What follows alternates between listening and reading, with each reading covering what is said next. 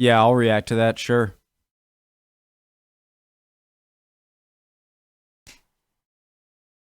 Special time. Preemptive like, of course. One of my favorite channels. One of the few channels where... Jay Foreman. One of the few channels where I get really excited about when they come out with a new video. Sorry if you can hear construction noises, guys. Because they create great videos I love, and they don't come out with videos too often. So it's somewhat of an event for me. Oh yeah, I got some Caligula, who I drew some eyes on. Washington, Gustavus, just randomly chilling. In West London, you're spoilt for choice for ways to cross the River Thames. But in East London, the Thames is your wet nemesis. Your only options to cross are queue for ages for the Blackwall Tunnel, go the huge long way round and pay the toll for the Dartford crossing, or get seasick on the so slow it's literally never worth it Woolwich ferry. This gives poor East London quite the disadvantage. Despite the very short distance as the crow flies, if you live here, it's very unlikely you go to work or school or do your shopping or visit friends here, unless you're a crow. Greater London effectively operates like a Pac-Man with a whacker wide gap between these isolated communities. So, how did London end up so unfairly asymmetrical? They explained it, or he explained it a bit at the end of his last video, but I forget why exactly. I think because, like, ships had to come in. In other words, why is West London better than East London? Dun dun dun dun. Phones away. Basically, there are 3 reasons why it's easier to build bridges in West London than East London. 1. Geography. In the west, the River Thames is a narrow, squiggly trickle where bridge building is easy. But by the time it gets to London Bridge, it becomes a wide, majestic estuary with massive tides and marshy floodplains. Lest we forget, the Romans built London Bridge where they did, specifically because it was the widest place they could build it. 2. So shipping. cool. In the late 19th century, when London did most of its growing, it was the biggest shipping port in the world, making bridge building east of the ports practically impossible. The literally only bridge in East-ish London, Tower Bridge, was an incredible feat of construction. So impressive it merited its own episode. Its elaborate brute force engineering and massive cost were justified by its iconic location. A huge gateway to the heart of London for those arriving by boat. If they wanted to build any more Can I bridges just say, here in Newport, or around Newport, we have a pretty rich shipbuilding tradition ourselves. Never mind. This isn't about us, Rhode Island. Way to the heart of London for those arriving by boat. If they wanted to build any more bridges in East London, every one of them would have to be bigger or more complicated than Tower Bridge. And that wasn't going to happen because 3. No demand. Historically, East London has always been poorer and more sparsely populated than West London, with no rich people to pay tolls and no important people to complain. So not only was it more effort to build crossings here, it wasn't worth the effort. However, people to You guys know, I can see both here and here. I should keep to here. What did it? complain. So not only was it more effort to build Crossings. here, it wasn't Sorry about that. I accidentally said bridges when I was supposed to say crossings. Unfortunately, I can't just leave that mistake in. Otherwise, the next section all about tunnels won't make any sense. So I dubbed the word crossings, and afterwards, using computer technology, I don't think anyone noticed. worth the effort. However, that all started to change at the end of the 19th century. In the decades since the disastrous Thames Tunnel, the Victorians had learnt some lessons and had become rather good at digging. Having figured out how to build miles of railways underground, all they had to do was exactly the same thing under the river. So at the end of the 19th century, using the same technology as the tube, London got its very first road tunnels, one at Blackwall and one at Rotherhithe. With demand Got its very first road tunnels, one at Blackwall and one at Rotherhithe. Fun fact, both tunnels were built in the shape of S-bends to prevent horses from bolting when they saw daylight. Interesting. True fact. No, they weren't. That's a myth. Okay. Okay, you got me. They're S. That's a myth. They're S-shaped because the approach roads don't perfectly line up with a straight bit under the river. Okay. Funny. Can you guys hear that?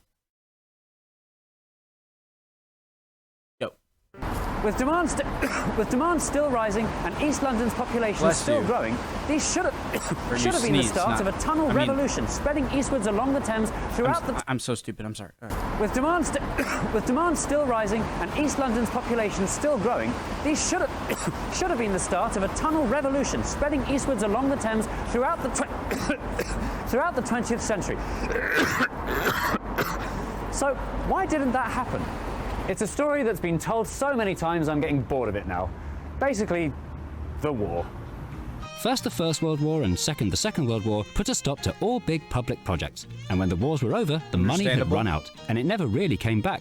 And so, the 20th century saw pretty much no new river crossings in London. Apart from the Greenwich and Woolwich foot tunnels, which don't really count because they're just foot tunnels. Sure. Chiswick and Twickenham bridges, both part of the same road, opened on the same day in 1933. A second Blackwall tunnel, which doesn't really count because it's just a widening of the first.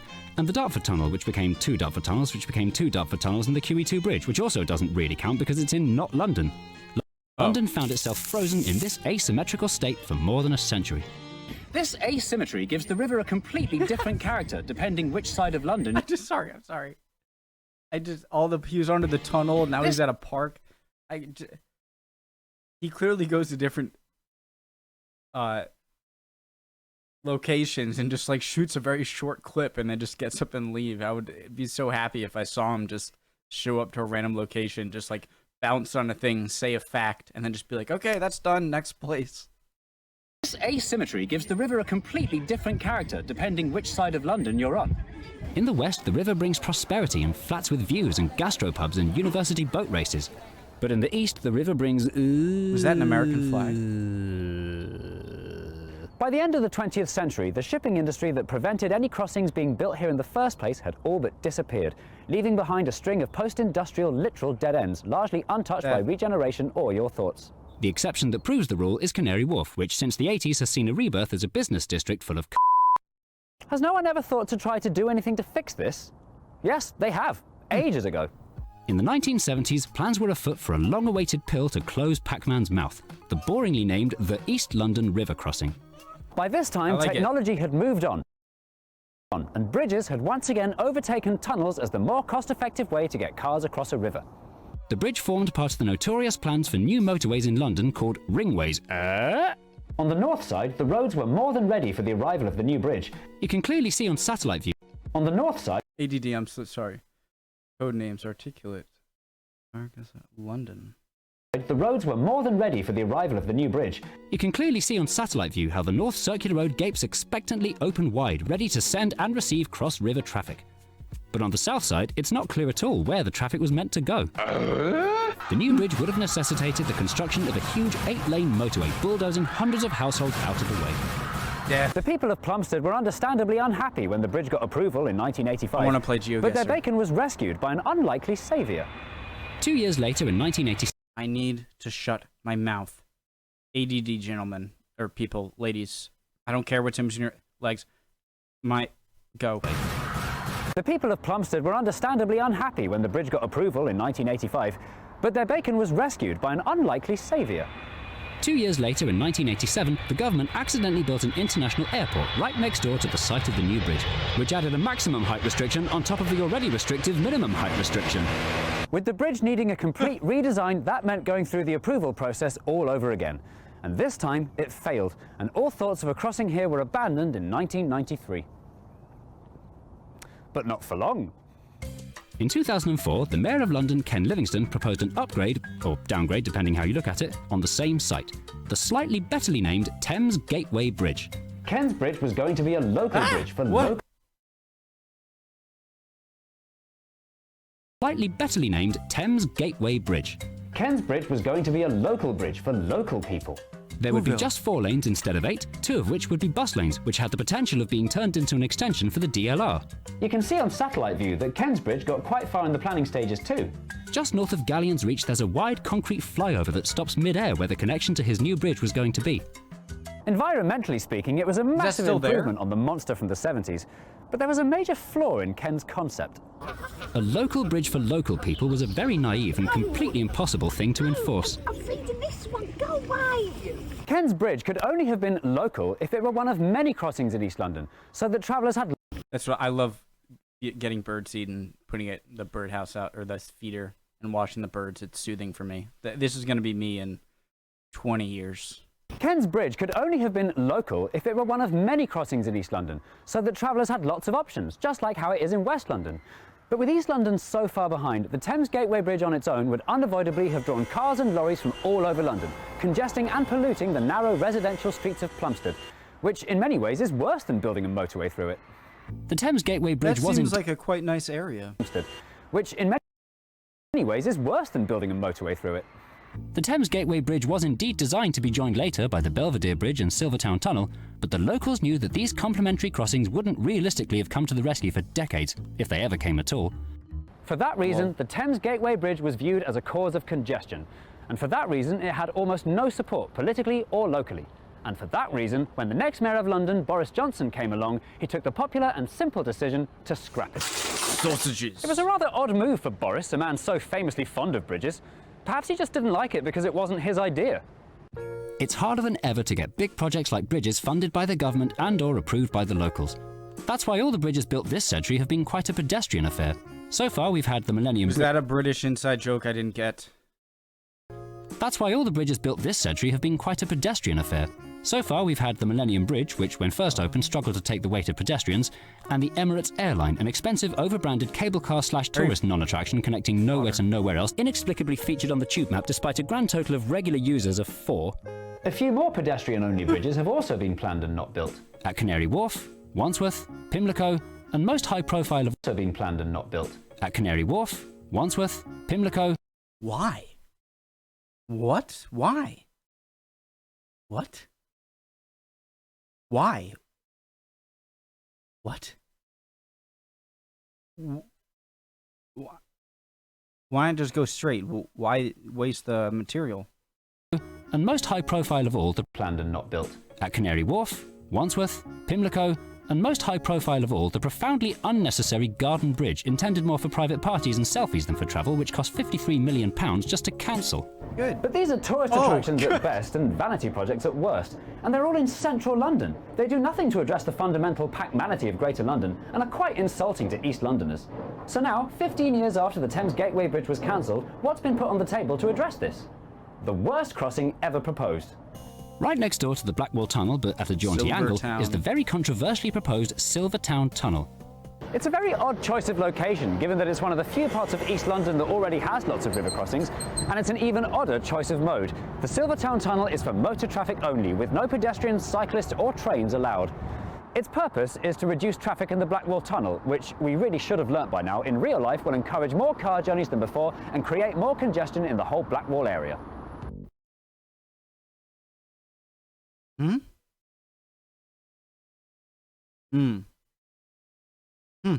I get it.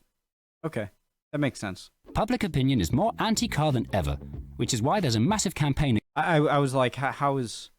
So you're telling me that because that congestion is really bad, but making another bridge would lessen congestion, but would make the destination more crowded?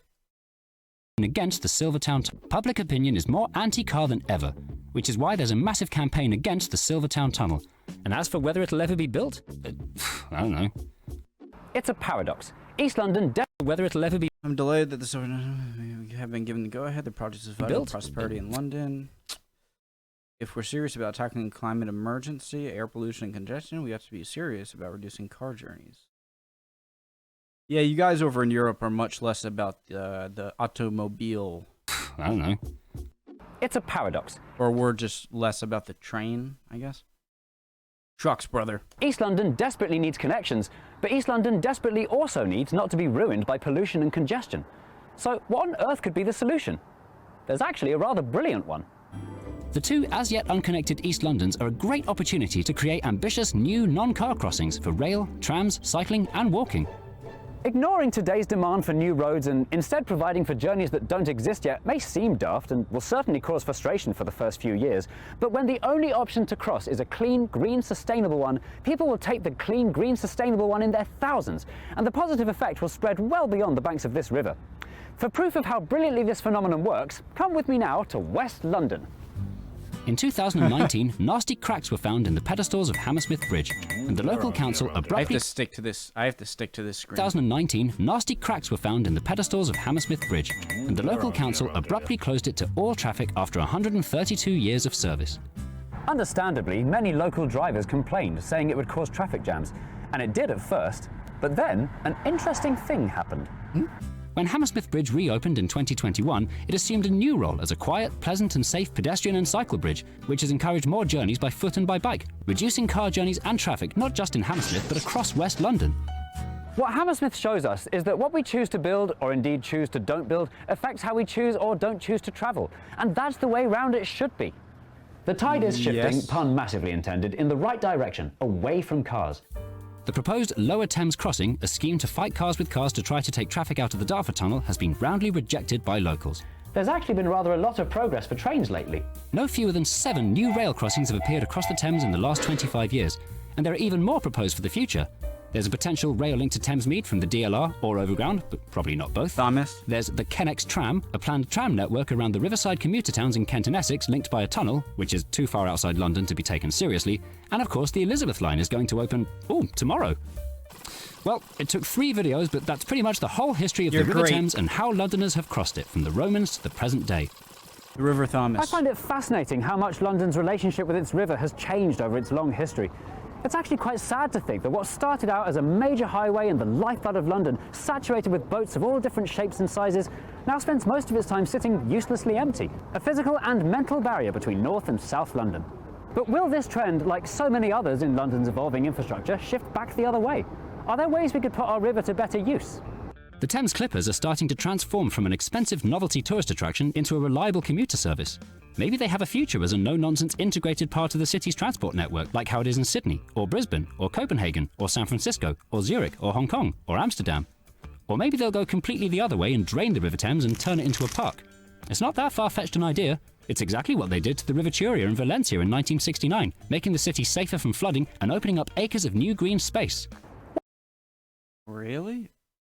Is London as at risk of flooding though as where was that? Here in 1969, making the city safe. Far-fetched an idea. It's exactly what they did to the River Turia in Valencia in What future technologies lie ahead in the next 1,000 years that could see our river once again becoming a major useful highway? Teleportation. The answer is coming in part 4. Monday, 27th May 3rd. I'll make it for you. Don't worry. I will make it. Ad time.